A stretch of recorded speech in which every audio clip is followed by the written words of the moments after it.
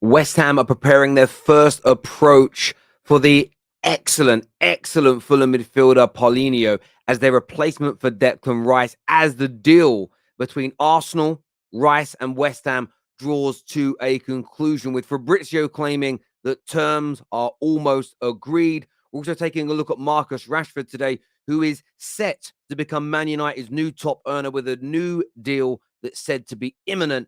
And Caicedo, is he now on his way to Chelsea as they take pole position? And what of Lavia, with Chelsea, Liverpool, Arsenal, and Man United all chasing him? Hit the like and the share button. Subscribe to the Football Terrace. Let's go.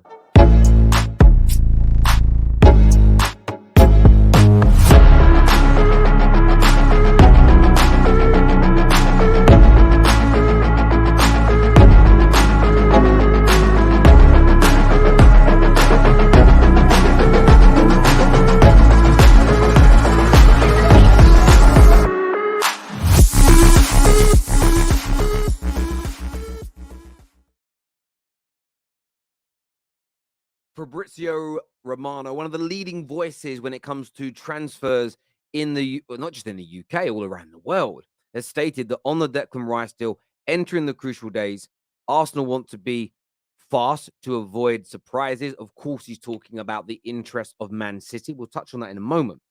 New bid to be discussed after 18 million rejection. That's the only bit I think Fabrizio is slightly behind on, or maybe he's holding back on. A lot of other journalists have said the bid has been or will be submitted. They've spoke about the amounts 101 million. Personal terms almost agreed. And Fabrizio holds back on saying personal terms almost agreed a lot in recent times. He often says personal terms will be no problem when other journalists are saying that they have been agreed. So this is another positive sign for Arsenal. He says he understands that Man City asked again for the status of the Rice deal on Friday, waiting on the Gundogan decision. Let's start with Man City in this. As we know, they're waiting on Ilkay Gundogan to make a decision. Now, if Gundogan leaving is their trigger for Rice coming in, then maybe that means the Kovacic deal is happening. A lot of people look at Kovacic as the replacement for Gundogan, not according here to Fabrizio Romano. It's very much, if Gundogan leaves, we are going to get ourselves involved. Now, of course, Arsenal don't even want that to become a possibility. They don't want it to even be something that's of consideration to Declan Rice, even an option for Manchester City, because they want to shut this deal down. Now, West Ham caused a little controversy for Arsenal last week with this notion that it was embarrassing for Arsenal to bid 80 million. It was embarrassing for them to want to spread the costs over a 5-year period. And I'm a little confused and a little miffed by this. Now, I know it's fashionable online to really attack Arsenal, and I will laugh at Arsenal as a Man United fan as and when I can.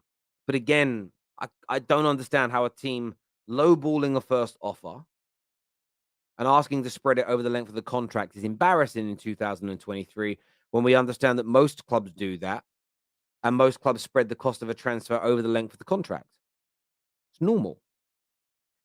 West Ham, of course, pushing that narrative. West Ham, of course, being the ones to leak the information about City being interested. Of course they are. They're trying to create public bidding, public negotiations, competitive tension to raise more money. I also saw Chelsea fans kind of attacking Arsenal for the way they bid. I'm thinking the irony.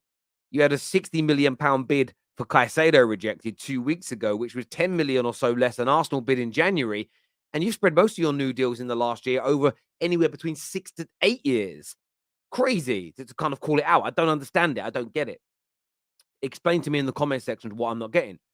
But this Rice deal is very, very interesting to me. And I think Arsenal now are pushing hard. They don't want to look like they're panicking, but they're pushing really, really hard. Now, West Ham have kind of played a bit of the hand here now, though, because what Fabrizio has also revealed is that West Ham are preparing their first approach for Paulinho. Not an easy deal with Fulham, as he's top of, but he is top of the list for West Ham to replace Declan Rice. Edison Alvarez remains on the list, but Borussia Dortmund are pushing hard. Firstly, let's see whether West Ham put in a bid that's of asking price or above asking price, or if they bid too low to begin with. I bet they do. And the irony of West Ham calling out Arsenal to then go and do the same thing. And that's the thing. I kind of get like this banter online, but at the same time, maybe I'm just an old fart. Maybe I'm just too boring for this now. But I think imagine calling a club out for doing exactly the same thing that you do 2 or 3 days later. It's a madness to me. Maybe I'm wrong, but I just find that to be as dead as a dodo. Proper dead banter, personally. But that's just me. But the fact that West Ham now is becoming public, they're looking at Paulinia.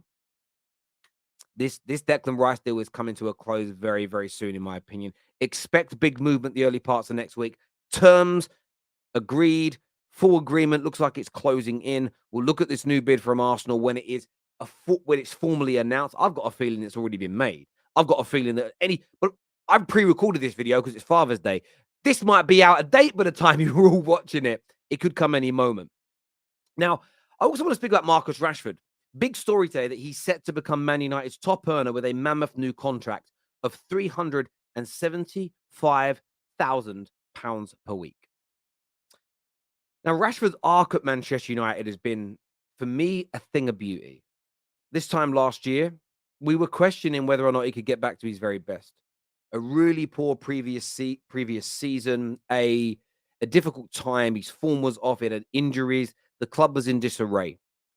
Ten Hag has come in and steadied that ship.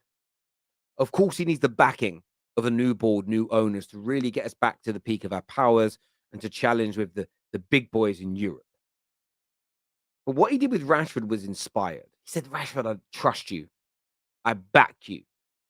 You're what I want. I know you can deliver.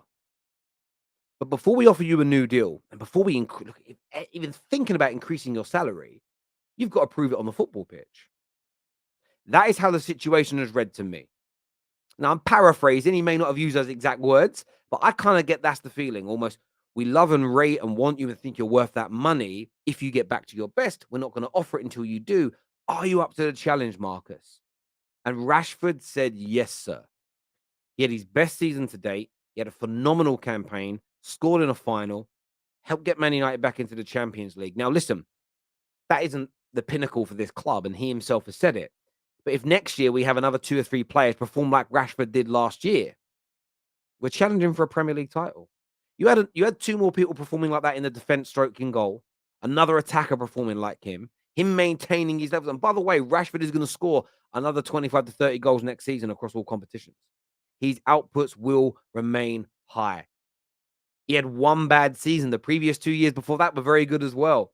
Rashford is back to his best and improving. And I'm happy to see him getting this new deal. He deserves it. He's absolute top class. And there's only a handful of players in world football that I'd ever replace him for. There's only a handful of attainable players who are even better than Marcus Rashford. He's one of the best inside forwards in world football, and Man United fans should be over the moon at this deal. Now, Man United are involved in another deal here, along with Liverpool, Arsenal, and Chelsea. First of all, Chelsea, it says they're in pole position to sign Brighton midfielder Moises Caicedo after Arsenal withdraw their interest. Now, that comes from Jacob Steinberg. I will caveat this by saying that Simon Phillips, a very credible Chelsea source, has said that he doesn't believe that Arsenal are out of this race yet. He's not counting his chickens just yet. But Caicedo looks like it's going to become a player for Chelsea as things stand. Let's see what the next bid looks like. But it does appear that way based on the mainstream media. Lavia is another midfielder, though, that Chelsea are targeting. Will they go for him after Caicedo? There's also competition for the 19-year-old from Arsenal who want him. Liverpool that are looking to bolster their midfield. And Manchester United, who fans are a little frustrated with because they're like, okay, Mount, cool. I'm not that pleased, but the manager likes him. I'll get behind it when he's here. What else are we doing? Who are these holding midfield players that are going to help us? Who's going to help lift us to another level? Who's going to make us a better team? These are the questions that are being posed by Manchester United fans. Liverpool, of course, linked to Kone, linked to Thuram, kind of comfortable with their links right now. They would maybe like a bit of acceleration in those areas.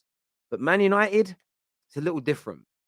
Chelsea and Arsenal, of course, Caicedo and Rice are they've got their attentions on them. I think this is an area that Man United should swoop into. Is he the man to improve Man United and make us title winners? I don't think so just yet because our midfield still needs more. But if you can pick him up for the quoted 35, 40 millions, This is a player that over the next 10 years could be a leading light in the Premier League. So I'm very intrigued to see how this deal progresses in the coming days, weeks, and months. Now, as ever, I want your thoughts and feelings on everything that has been discussed on the video with us today. Make sure you're following us on our TikTok account as well. We have daily exclusive content over there. I think over 11, nearly 12,000 people now following us on that platform, which is amazing considering that we've only really been doing it on and off for the last 6 months. And the numbers have been great. The support over there is brilliant. So if you are a TikTok user, make sure you're following the Football Terrace. You can either scan the QR code, click on the link below, or just go onto TikTok and put in Football Terrace. You'll see us, you'll see our logo. And make sure you're following us there. But until next time, my people, you all look after yourselves. You take care. Goodbye. God bless. And I'll see you all again very, very soon.